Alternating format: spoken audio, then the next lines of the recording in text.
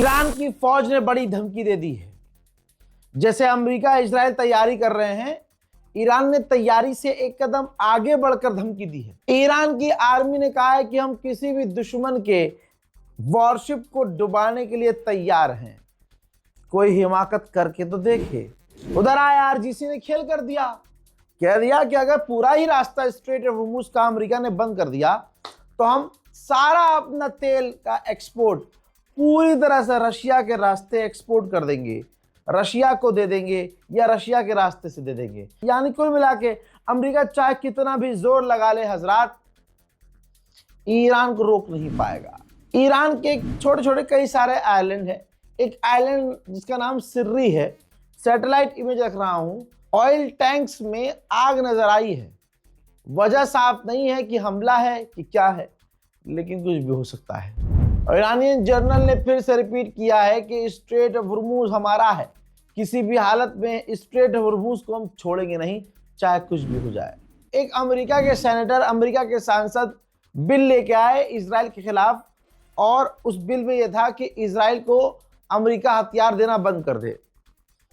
भले ही ये bill pass नहीं हुआ, लेकिन शॉकिंग चीज ये थी कि अब तक इजराइल के खिलाफ सबसे ज्यादा वोटिंग अमेरिका में पड़ी थी।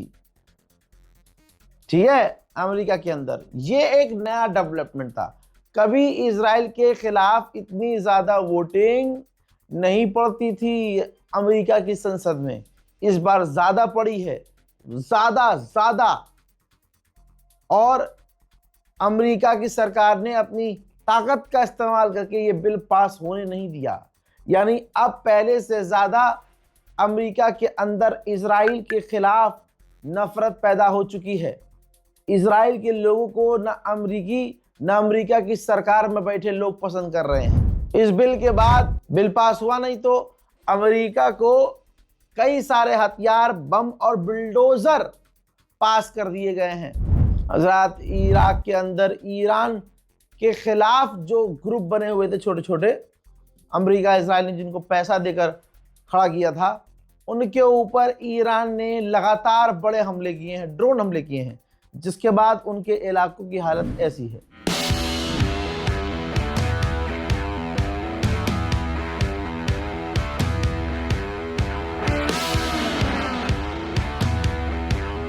इसके अलावा ईरान लगातार अपने ब्रिज ठीक करता हुआ नजर आया है।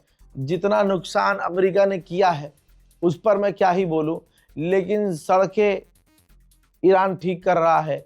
ईरान ने कई सारे ब्रिज को ठीक कर लिया है ऑलरेडी, और जो पब्लिक इंफ्रास्ट्रक्चर है उसको ठीक करने की लगातार कोशिश कर रहा है ईरान। अब आप सोचिए, लेबनान पर काय का सीज फायर है भाई। इजराइल और लेबनान के बीच अमेरिका में बातचीत हुई है, लेकिन बातचीत हुए 2 दिन गुजर गए हैं। मजाल है हमले रुके हों, बल्कि लेबनान पर लगातार हमले किए जा रहा है इजराइल। ये लेबनान की औकात रह गई है। यही होता है जब किसी मुल्क का राष्ट्रपति और प्रधानमंत्री दूसरे मुल्क का कठपुतली होता है। देखिए लेबनान पर हमले।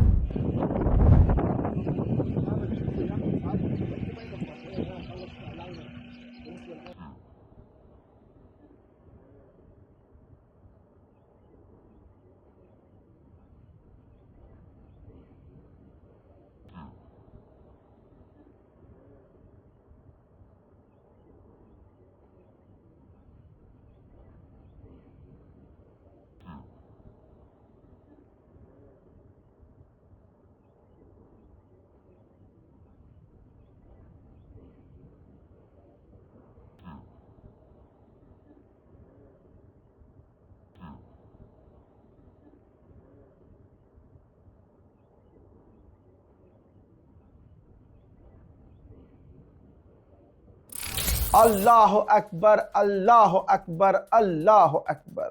इसके अलावा इजराइल, तस्वीर देख लीजिए, लेबनान में मकान तोड़ रहा है। नेतन्याहू की जो नीति है उस पर वो काम कर रहा है। ज्यादा से ज्यादा मकानों को तोड़कर जमीन को समतल कर रहा है, जैसे गाजा में किया गया है। लेकिन मजाल है कोई सुन्नी मुल्क, कोई बता दे मुझे कि कोई एक मुल्क बता दे मुझे कि हाँ भाई फलाने मुस्लिम कंट्री ने लेबनान के लिए बोला है। ये वाहिद ईरान है। चाहे तो वो ईरान बिना लेबनान के डील कर ले, लेकिन ईरान ने कहा है कि नहीं, हमारी डील में शर्त है कि लेबनान पर हमले बंद हो। ये है ईरान। भाई पूरे स्कूल को, ये देखिए, अल्लाह अकबर, पूरे स्कूल को लेबनान के अंदर इजराइल ने बम लगाकर उड़ा दिया। ये इंटरनेशनल लॉ का उल्लंघन है, अंतरराष्ट्रीय। भाई स्कूल मिटा रहा है इजराइल, यही तो करता आया है। लेकिन आज देखिए पूरी दुनिया में शांति है, लेबनान के लिए कोई नहीं बोल रहा है और इजराइल खुल्लम खुल्ला आतंक मचा रहा है। दुनिया चुपचाप देख रही है। ये है दुनिया। और ईरान अकेला बेचारा लेबनान के लिए अटका हुआ कि नहीं, डील करूंगा तो लेबनान के बाद, लेबनान पर पहले इजराइल हमले बंद कर दे। उधर डोनाल्ड ट्रंप ने दावा किया है कि 34 साल बाद लेबनान के लीडर्स और इजराइल के लीडर्स डायरेक्ट फोन पर बात करेंगे। अभी मीटिंग तो इनडायरेक्ट हो रही थी, लेकिन अब दोनों देशों के टॉप लीडर आपस में डायरेक्ट बात करेंगे 34 साल बाद। लेकिन एक तरफ गुलाबी सुअर का जो भी दावा हो, लेकिन जो मंजर लेबनान से आ रहा है, क्या वो लगता है कि सीज फायर वाला मंजर है? क्या वो लगता है आपको कि इजराइल रुक जाएगा? नहीं रुकेगा। अब सुनिए डील क्या चाहता है नेतन्याहू। नेतन्याहू लेबनान में चाहता है लेबनान के अंदर बॉर्डर बनाना, बफर जोन लेबनान के अंदर, यानी बफर जोन या बॉर्डर पे नहीं चाहता वो लेबनान के अंदर कब्जा करके बफर जोन चाहता है। और सुनिए लेबनान पर शर्त क्या है नेतन्याहू की। इजराइल चाहता है डील अगर हो रही है तो हमें पूरा अधिकार हो, हम कभी भी 12 महीने 24 घंटे जब हमारा दिल करे हम लेबनान पर हमला कर सकते हैं। जब हमें खतरा लगेगा हम लेबनान पर हमला कर देंगे। ये डील चाहता है नेतन्याहू। जब हमें खतरा लगेगा हम लेबनान पर हमला कर देंगे। ये डील चाहता है नेतन्याहू। ऐसी डील कोई डील होती है क्या? बिल्कुल नहीं। लेकिन मोहम्मद बिन सलमान आपका खामोश है, आपका इजिप्ट खामोश है, आपका तुर्की खामोश है, आपका बहरीन खामोश है, आपका यूएई खामोश है। सिर्फ लेबनान के लिए ईरान बोल रहा है। ईरान के पार्लियामेंट स्पीकर गलीबाफ ने कहा कि जितना ईरान में सीज फायर जरूरी है, उतना ही सीज फायर और जंगबंदी लेबनान में हमारे लिए जरूरी है। मेरे दोस्तों, जो ईरान ने कहा हमेशा वो पत्थर की लकीर है। ईरान ने कहा था कि इजराइल यानी नेतन्याहू की नीयत है इलाकों पर कब्जा करना, इजराइल को एक्सपेंड करना, ग्रेटर इजराइल। दोस्तों वीडियो में आगे बढ़ने से पहले मैं आप लोगों को बताना चाहता हूं टूका ट्रेड प्लेटफॉर्म के बारे में, जो कि हाल ही में इंडिया में लॉन्च हुआ। इजराइल, अब देखो ये रहा लाइव एग्जांपल। और क्या चाहिए आपको? वीडियो दिखा रहा हूं भाई। लेबनान की जमीन पर कब्जा करके इजराइल ने झंडा लहराया है। लेबनान के कई इलाकों पर इजराइल ने कब्जा कर लिया और वहां झंडा लहरा दिया है इजराइल का। तो यानी तुर्की और ईरान जो बार बार कह रहे हैं कि ये आतंकवाद फैलाए बिना नहीं रह सकता, नेतन्याहू का मकसद है सिर्फ और सिर्फ आसपास की जमीनों पर, देशों पर कब्जा करना, वो कर रहा है। अब डील लेबनान अगर करता है तो डील तो ये होनी चाहिए ना कि जो हमारी जमीन पर कब्जा किया है इजराइल उसे छोड़ दे ना। आगे जान लीजिए, लेबनान जो डील चाहता है उसमें नेतन्याहू की फुल यही परमिशन है, जिद है कि हमने जहां तक कब्जा कर लिया अब वो हमारा है। यह है इजराइल का आसपास के देशों पर कब्जा। पाकिस्तान के प्रधानमंत्री अब शहबाज शरीफ जो हैं कतर पहुंचे हैं। जैसा मैंने कहा था, तमाम अरब देशों से मुलाकात पाकिस्तान कर रहा है ताकि उसका नाम हो जाए कि अरे यार मैंने सबको पीटने से बचाया है दोबारा। और सारे अरब देश जो है अपने अपने मन की बात पाकिस्तान के आगे रख रहे हैं। फिर पाकिस्तान डायरेक्ट ये बात जो है इस्लामाबाद में ईरान के कान में रखेगा और ईरान जो है उस हिसाब से डील करेगा। ईरानियन ऑफिशियल ने एक टेंशन वाली बात दी है। उन्होंने कहा कि अभी भी अमेरिका के साथ हमारे बहुत सारे डिसएग्रीमेंट है और हमारे हाईली एनरिच यूरेनियम को लेकर अमेरिका के साथ अभी भी टकराव है, बात नहीं बन रही है।